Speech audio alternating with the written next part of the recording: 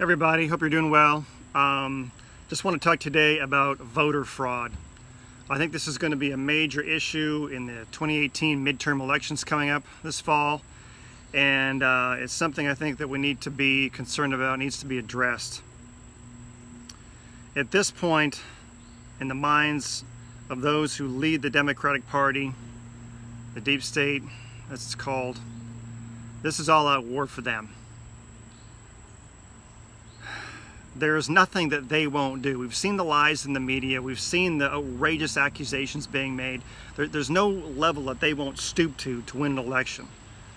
Whether it's committing fraud, bringing in illegals to vote, whatever it is. They're pulling out all the stops, and because of their hatred for conservatives, there's nothing that they can't justify in their minds. We've seen this come out in the 2016 elections, even the primaries, where Hillary basically stole the nomination from Bernie Sanders in the Democratic primaries.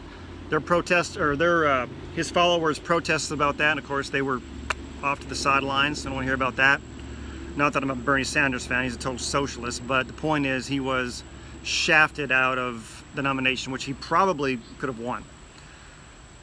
And it doesn't stop there. We get into the federal election 2016. I can't pull up the videos for this because they've been scrubbed from YouTube. So yeah, there you go, censorship. Where up to 5 states potentially, not precincts, states that were stolen from Donald Trump, stolen by Hillary Clinton in the election. There were some experts that he had on and interviewed about that, but those videos have been pulled down now. So thank you for the censorship, YouTube. But in other articles, there's other examples where, like in Detroit, 2016, 37% of the precincts in Detroit had way more voters than people voting than there were registered voters. So if you have, let's say, 1,000 people registered to vote and 2,000 show up, gee, maybe there's a problem. Human error, yeah, that counts for a little bit, but not on the scale that we're talking about here. In Florida, there were over 2,100 people that double voted. Now that doesn't seem like much for a state of, over 18 million people. But when you consider the number of people that actually voted and how close the vote was, those numbers start to matter. Double voting means they voted in Florida and they voted in another state. Totally illegal. This information is from a gentleman named Eric Eggers, who is an authority and author on this subject of voting and vote fraud. One of the things he mentioned was that there are 248 counties that have way more people voting than there were registered voters. This is getting to be a little ridiculous. And I don't know how you completely stop it, to be perfectly honest. Paper ballots can be rigged, electronic voting machines can be rigged. Companies that own these machines have subroutines in there that can flip the ballot one way or another. They control that through what's called their source code. I've seen hearings where the guy stands up there, raises his hand, I swear to tell the truth, all this stuff, and yeah, we can rig the source codes. We can rig it to have 51-49% victory for the winner. We can pick winners and losers. Yep. Admittedly. And given the level that corruption has reached in this country,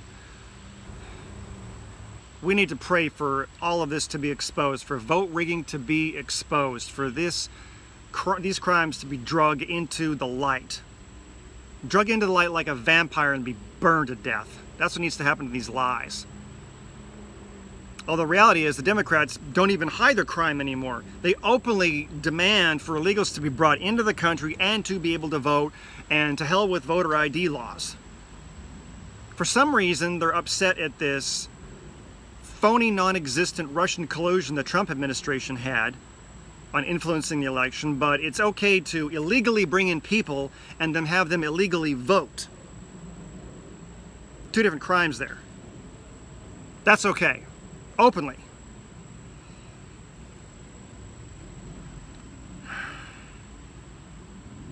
Both parties are guilty of this, but the Democratic war machine is what we really need to be concerned about for this fall. You know, I'm not in the habit of quoting tyrants, but what they say is very revealing. Joseph Stalin, former dictator of the Soviet Union, said this: "Those who vote count for nothing. Those who vote count for nothing. Those who count the votes count for everything." I like that. At least he admitted it. So anyway, I encourage all conservatives to come, to get out the vote, and to pray for just elections. Pray against the fraud, because we're going to need it. Every last bit of it. Thanks for coming out.